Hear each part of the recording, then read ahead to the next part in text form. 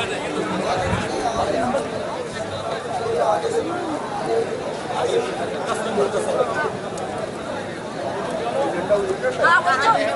भाई जी, एक झंडा हमारा यहाँ होना चाहिए। खड़ा किसने हो?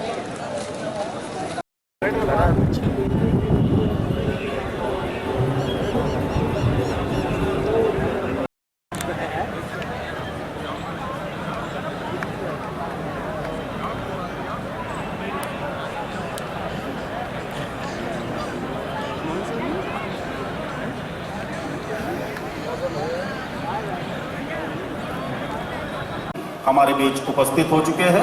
मैं अनुरोध करता हूं श्री भानुव्रता पुलिस उप महानिरीक्षक से कि वे माननीय गृह मंत्री का औपचारिक रूप से स्वागत करें।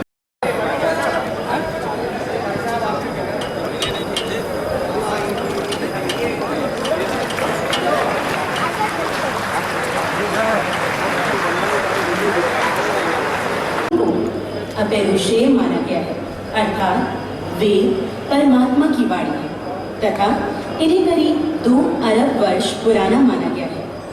इनकी प्राचीनता के बारे में अन्य मत भी हैं। जैन और बौद्ध जागरण और उत्थान काल के दौर में यम और नियम के अंगों पर जोर दिया जाने लगा। यम और नियम अर्थात अहिंसा, सत्य, ब्रह्मचर्य, अस्तेय, अपरिग्रह, शौच, संतोष, तप और स्वाध्याय का प्रचलन ही अधिक रहा। यहाँ तक योग को सुव्यवस्थित रूप नहीं दिया गया था।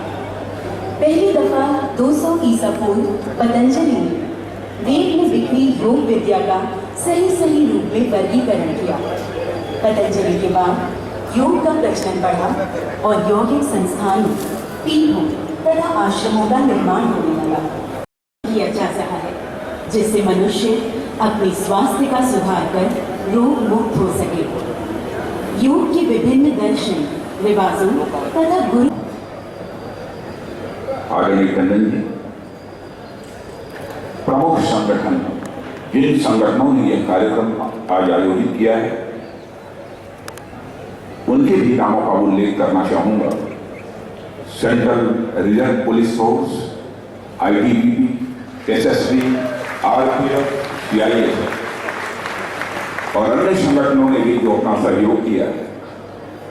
पतंजलि योगपीठ, यश, art of living, Brahma Kumari और नेहरू युवा केंद्र, इन सारे संगठनों को मैं अपनी तरफ से हार्दिक बधाई देता हूं जिन्होंने इतना भव्य कार्यक्रम KD सिंह बाबू स्टेडियम में आयोजित किया है। मित्रों, आप सभी जानते हैं योग का मनुष्य के जीवन में, समाज के जीवन में क्या महत्व होता है। अभी आपने योग के महत्व के संबंध में जानकारी प्राप्त की है, लेकिन मैं जानता हूं कि बहुत अधिक जानकारी की आपको आवश्यकता नहीं है।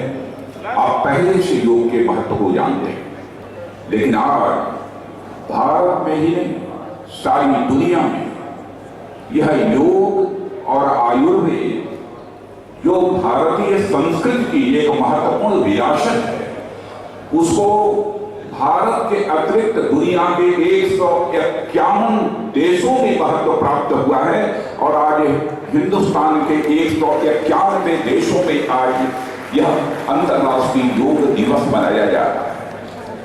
भारतीय संस्कृति के प्रति आस्था रखने वाले हम सभी लोग निश्चित रूप से इस निष्कर्ष पर पहुंचते होंगे कि स्वतंत्र भारत के इतिहास में भारत का विश्व के सबसे बड़ा यदि कोई उपहार है तो यह योग का ही उपहार माना जाए। यदि मैं भारत के इतिहास के पन्नों को पलट कर देखूं तो मैं स्वाभाविक रूप से इस नतीजे पर पहुंचता हूं कि या तो बौद्ध धर्म जो भारत की धरती पर पैदा हुआ था सारे विश्व में व्याप्त हो गया, अथवा आज जाकर यह योग है जो भारत की संस्कृति के लिए आवश्यक है, आज सारे विश्व में व्याप्त हो गया। मुझे ऐसा प्रतीत होता है कि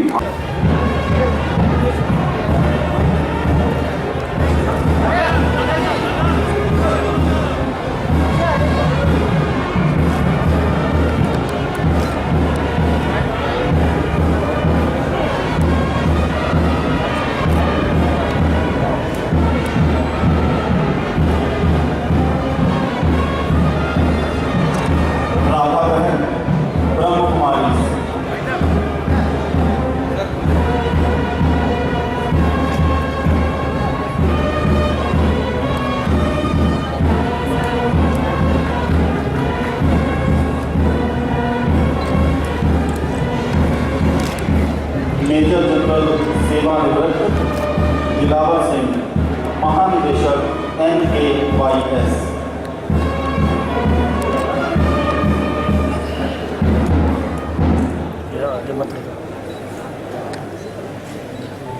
डॉक्टर अशोक श्रुति, राष्ट्रीय सेवा योजना NSS।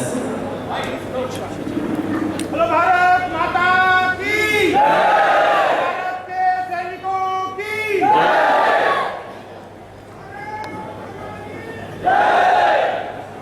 श्री AS भदौरिया, पतंजलि।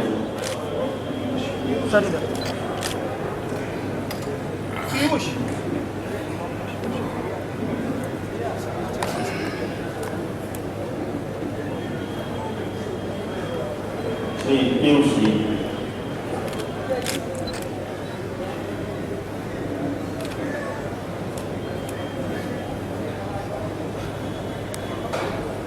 अब मैं मुख्य अतिथि महोदय से पुनः निवेदन करना चाहूंगा कि वे मैदान में बने हुए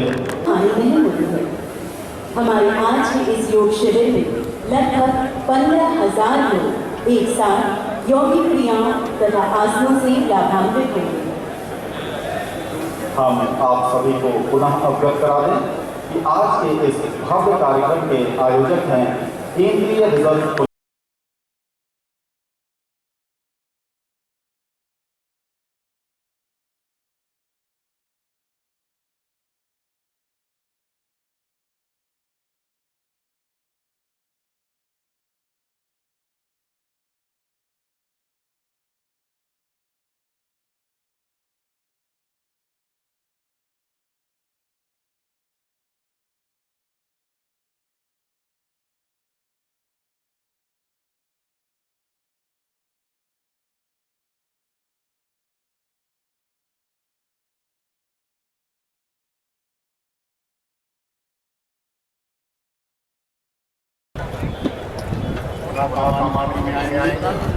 एक बात करेंगे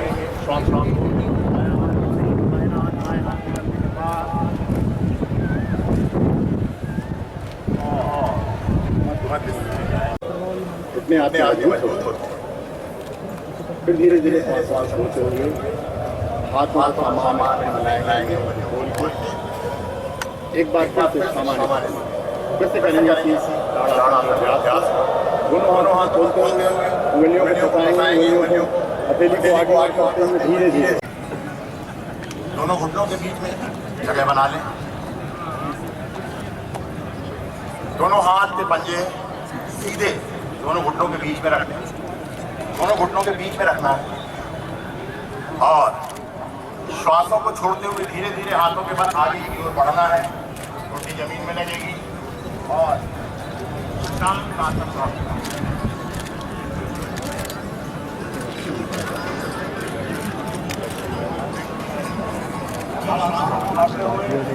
धीरे धीरे सामान्य स्थिति में आ जाए। दोनों हाथ दोनों घुटनों के बीच में एक बार फिर से इस प्रक्रिया को करेंगे। श्वासों को छोड़ते हुए धीरे धीरे हाथों को आगे बढ़ाएंगे और ये खरगोश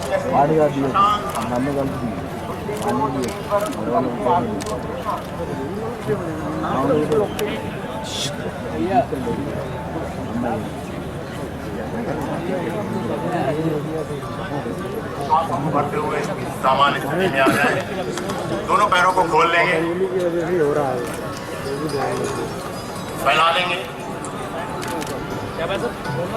डायबिटीज के लिए, कमर के लिए बहुत ही उपयोगी है। बहुत आसन का दाहिना पैर सीधा रखेंगे, बाएं पैर को मोड़ लें। बाएं पैर के पंजे को दाहिने पैर के घुटने से बाईं ओर बाहर की ओर रख लें। सरल है।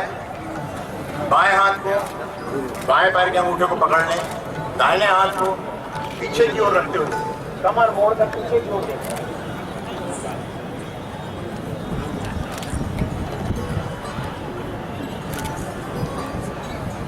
पुनः सामान्य स्थिति में आ जाए। दोनों पैरों को फैला लें। अब बायां पैर मोड़ेंगे, दाहिना पैर मोड़ेंगे। किसी भी प्रकार की